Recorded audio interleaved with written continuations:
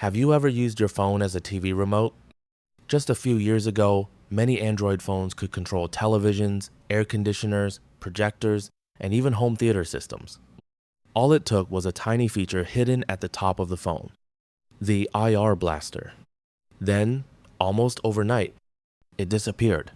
Most new smartphones no longer have it. So what happened? Did people simply stop using it? Or did phone companies quietly remove it for a much bigger reason? Welcome back to Tech Mystery Documentary.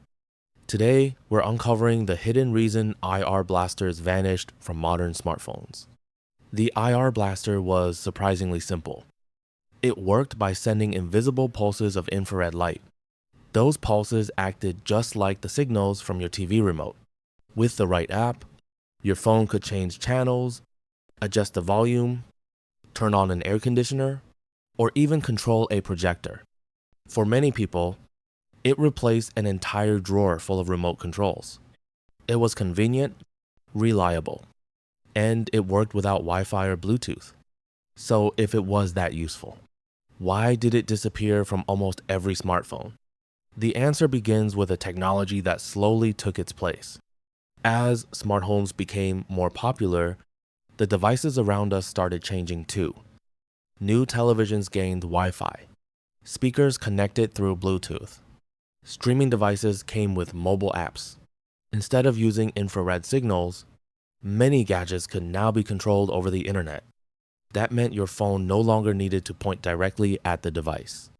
You could control it from another room, or even from the other side of the world. For manufacturers, the IR blaster was becoming less important. It took up valuable space inside the phone, and every millimeter mattered. When companies had to choose between keeping the IR blaster or making room for a larger battery, a better camera, or improved cooling, the decision became easy. The tiny infrared sensor was one of the first features to go. But here's something interesting. The IR blaster never actually became outdated. Millions of televisions, air conditioners, and projectors still use infrared remotes today.